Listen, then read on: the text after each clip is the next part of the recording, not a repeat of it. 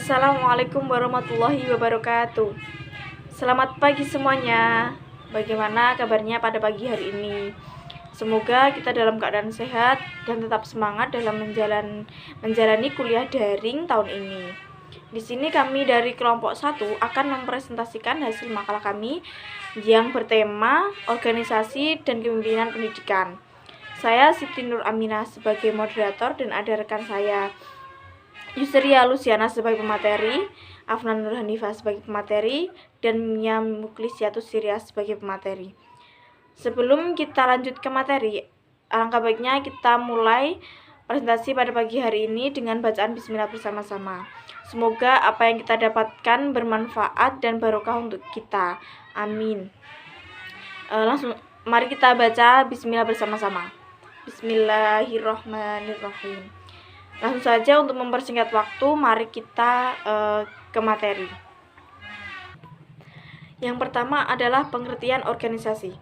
Organisasi merupakan sesuatu yang telah melekat dalam kehidupan kita, karena kita adalah makhluk sosial. Organisasi dipandang pula sebagai satuan sistem yang dikoordinasi secara sadar, yang tersusun atas 2 orang atau lebih, yang berfungsi atas dasar yang relatif terus-menerus untuk mencapai suatu tujuan dan seperangkat tujuan bersama. Di dalam organisasi, biasanya itu terdapat orang-orang yang memiliki tujuan yang sama dan kepentingan yang sama, sehingga mereka melakukan kerjasama untuk mencapai tujuan tersebut. Yang kedua yaitu organisasi sebagai sistem. Organisasi sebagai sistem yang pertama adalah sistem kerja yang bersifat teknis yang terdiri dari kaitan prosedur kerja. Di dalam kaitan prosedur kerja, biasanya bersih tentang wewenang, tugas, dan tanggung jawab dari setiap pekerja. Yang kedua adalah sistem tata hubungan antara manusia yang masing-masing bekerja dan membentuk sistem sosial. Yang ketiga adalah sistem komunikasi, yaitu sistem tukar-menukar informasi dalam operation research dan manajemen information system. Yang ketiga adalah analisis terhadap organisasi.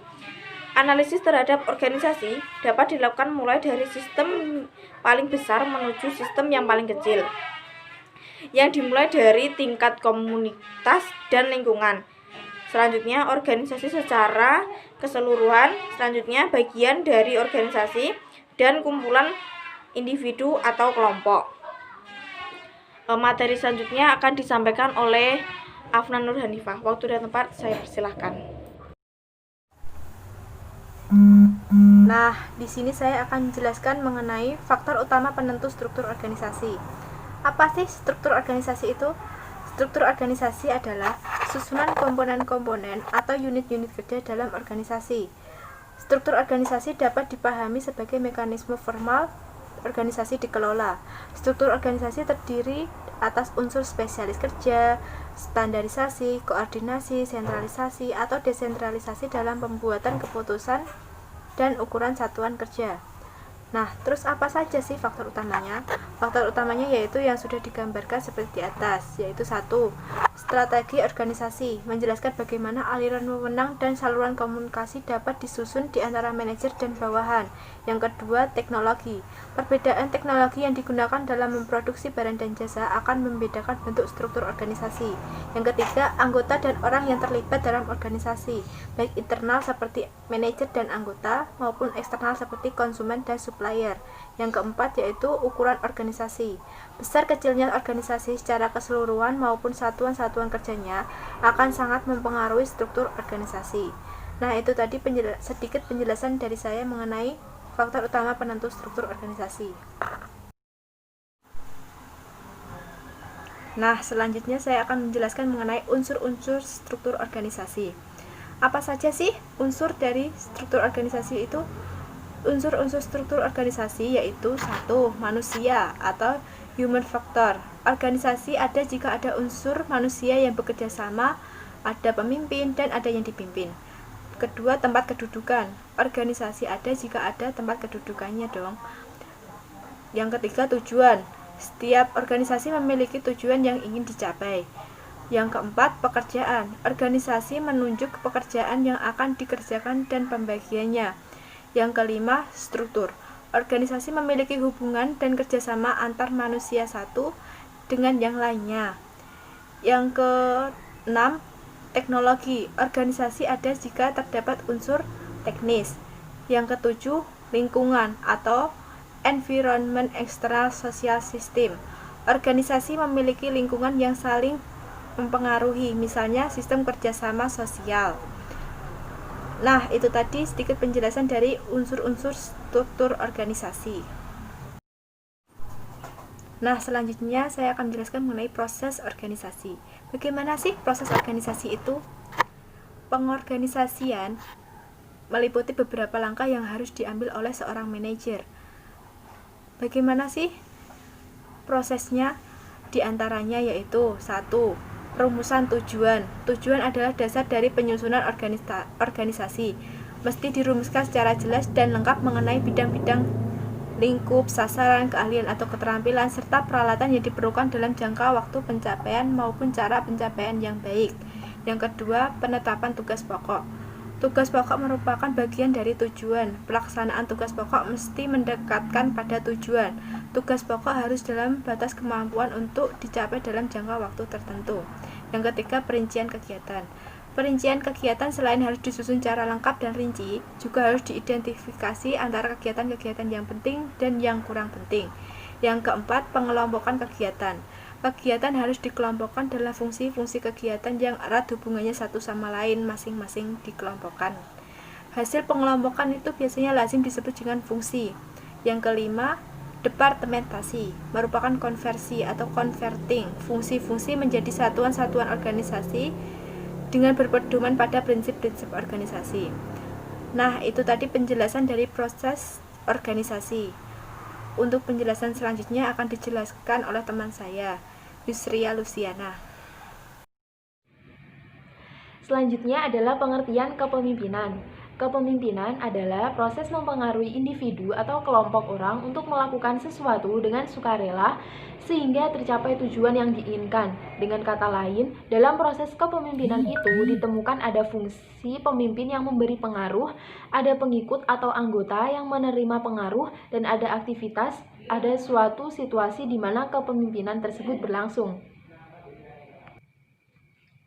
Selanjutnya, syarat-syarat kepemimpinan antara lain memiliki kecerdasan atau intelijensi yang baik, percaya diri sendiri dan bersifat membership, cakap bergaul dan ramah tamah, kreatif, organisatoris, memiliki keahlian atau keterampilan dalam bidangnya, suka menolong, memiliki keseimbangan atau kestabilan emosional yang bersifat sabar, memiliki semangat pengabdian dan kesetiaan yang tinggi, berani mengambil keputusan dan bertanggung jawab, jujur, rendah hati, sederhana, dan dapat dipercaya, bijaksana dan selalu berlaku adil, disiplin, berpengetahuan dan berpandangan luas, sehat jasmani dan rohani. Selanjutnya akan disampaikan oleh Saudari Mia Muhlistiatus Ria. Nah, selanjutnya adalah peran kepemimpinan. Seorang pemimpin diharapkan dapat berperan sebagai yang pertama yaitu pemberi arah.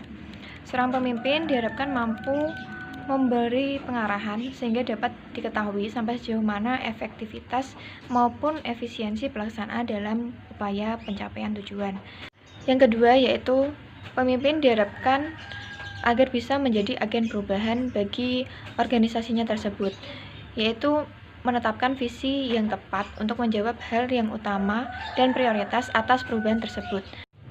Yang ketiga yaitu pemimpin diharapkan dapat menjadi pembicara ahli, pendengar yang baik, penentu visi organisasi, yang merupakan penasihat negosiator organisasi dari pihak luar, agar memperoleh informasi dukungan, ide sumber daya yang bermanfaat bagi perkembangan organisasi.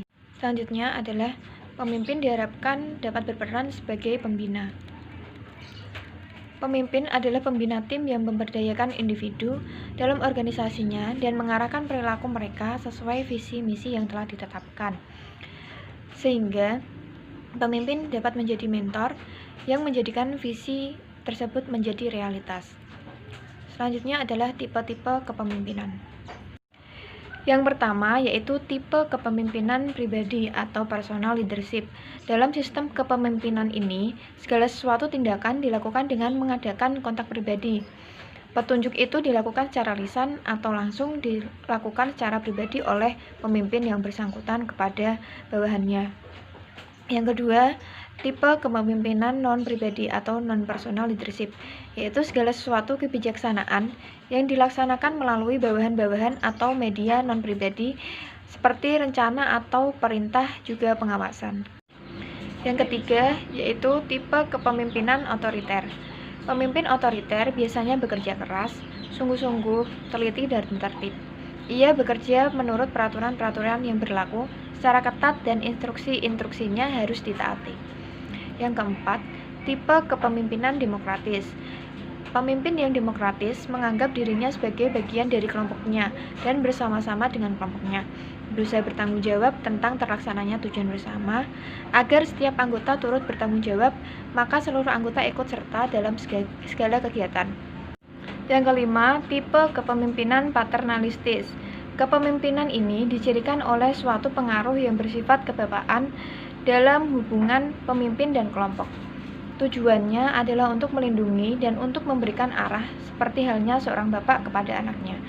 Yang keenam, tipe kepemimpinan menurut bakat.